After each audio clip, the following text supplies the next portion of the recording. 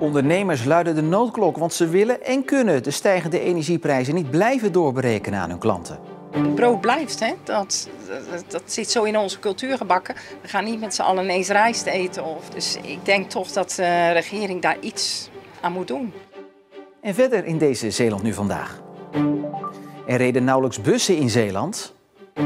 En Nancy moet nog wennen aan haar winst.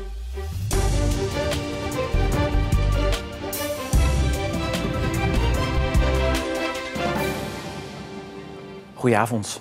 De brandbrieven vliegen het kabinet in Den Haag om de oren. Van glastuinders tot bakkers. Allemaal luiden ze de noodklok over de stijgende prijzen voor energie en grondstoffen. En vandaag kwam ook het nieuws naar buiten dat de inflatie een recordhoogte van 12% heeft bereikt. We zitten al 80 jaar in het bedrijf, hebben het bedrijf en zoiets is nog nooit voorgekomen. Bij de bakker merken ze de prijsstijging op verschillende fronten. De energiekosten reizen de pan uit en de grondstoffen van producten zijn duurder. En dat is terug te merken in de schappen. Ja, ik denk dat het toch een cent of 10 verschilt met een half jaar geleden. Je hebt natuurlijk het hele luxe brood, maar het gewone brood zit nu op 2,85. Wit en bruin, ja. Ja, en dat was voorheen? Ja, jaren terug was dat natuurlijk veel minder. Ja. Klanten weten de bakker nog wel te vinden, maar bij de kassa is het soms schrikken. Nou, ik dacht wel van, goh, dat is best wel veel eigenlijk voor die twee dingen die ik zo meeneem. We zijn ons veel bewuster dat dingen ook duurder zijn.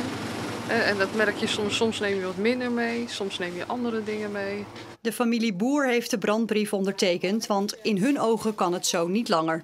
Toch wel wat compensatie, want ja, weet je, het brood blijft, hè? Dat zit zo in onze cultuur gebakken. We gaan niet met z'n allen ineens rijst eten. Dus ik denk toch dat de regering daar iets aan moet doen. En er zijn ook zorgen bij de glastuinbouwsector. Klimaatminister Rob Jetten heeft van ruim 700 telers een brandbrief gekregen.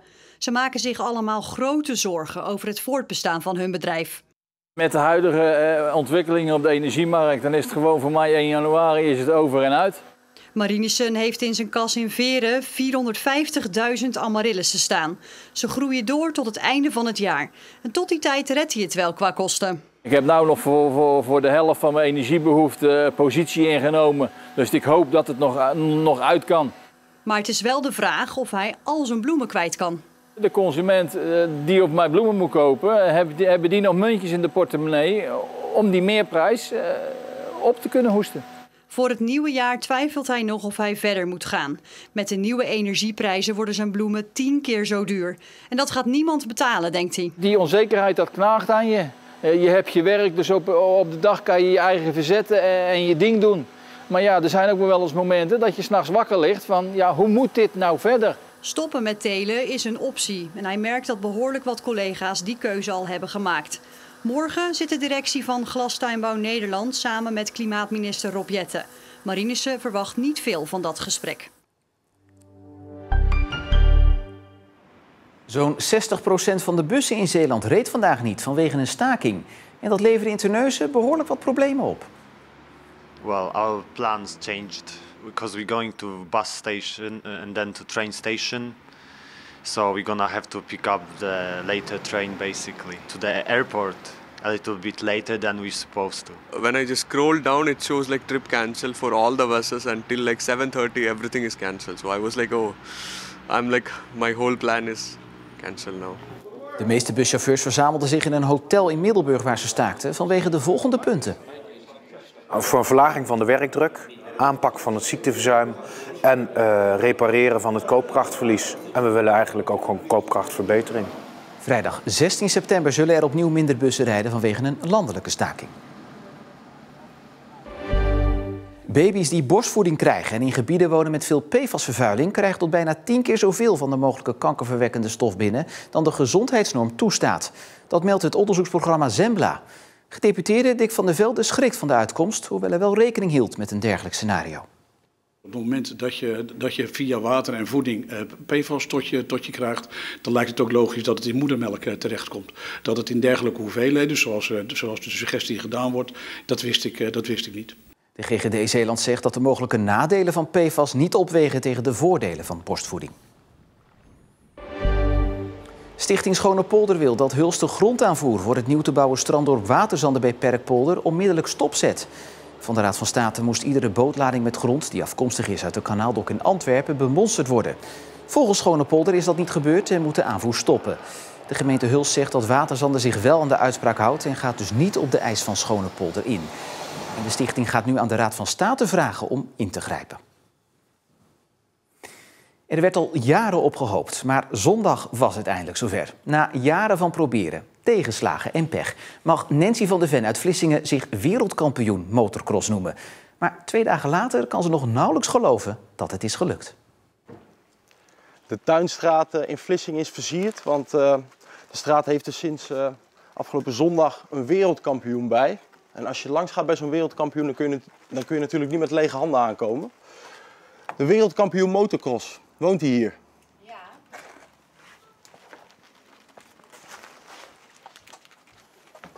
Kijk aan, Nancy.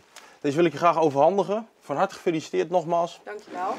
Na 10 seizoenen vol bloed, zweet, tranen en 5 keer een tweede plaats volgde zondag in Turkije de ultieme beloning voor Van der Ven, wereldkampioen.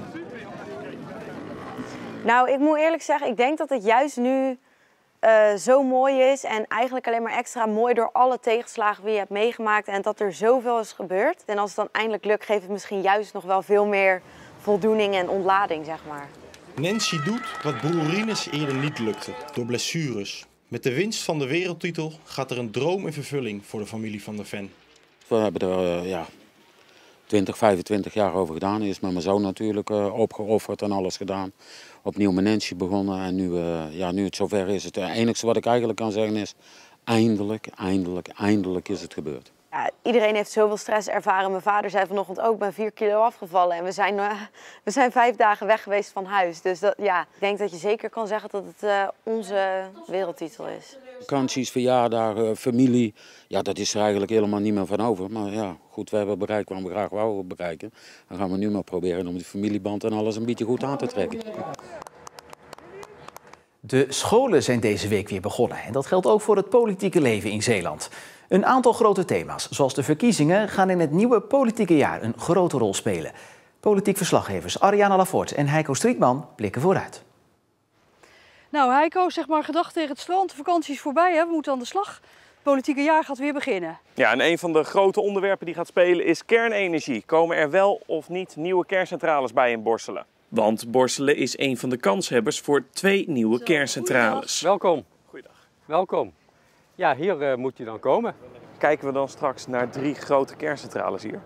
Ja, dat zou heel goed kunnen. Dus de bestaande centrale plus de 2 nieuwe daarbij. En daarmee zouden we bijna een kwart van de huidige Nederlandse elektriciteitsbehoefte kunnen voorzien. Dit najaar wordt besloten of de nieuwe kerncentrales in Zeeland worden gebouwd.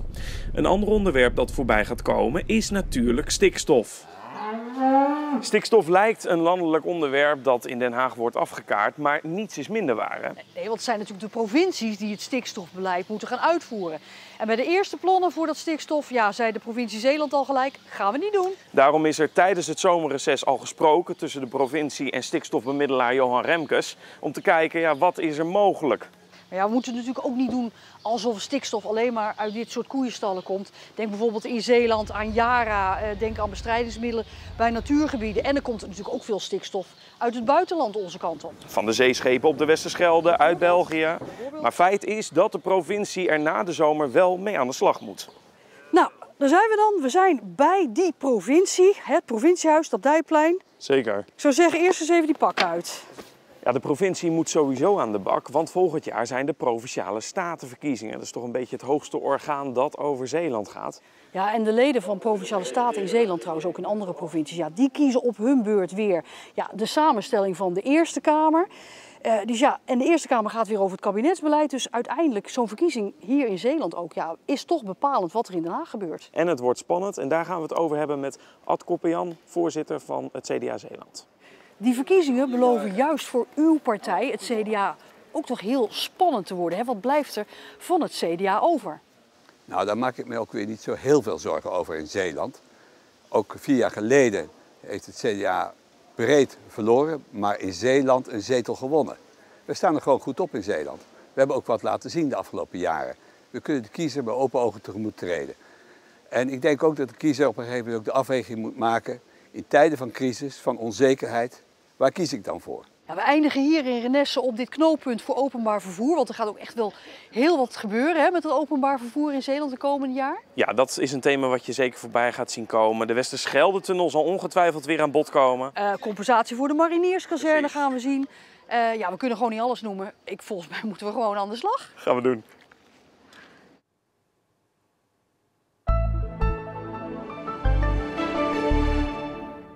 Flinke zonnige periode met maximaal 26 graden... met aan het einde van de dag wel geleidelijk aan meer bewolking. En dat is dan weer de voorbode voor vanavond en vannacht... want net als gisteren trekken er regen- en onweersbuien over... waarbij er lokaal veel regen kan vallen in korte tijd. Morgen overdag is het wisselvallig en maximaal 23 graden. En tot zover deze Zeeland Nu voor vandaag. Voor het laatste nieuws kunt u natuurlijk altijd nog terecht op onze site of in de app. Drijf niet weg en voor nu nog een mooie avond.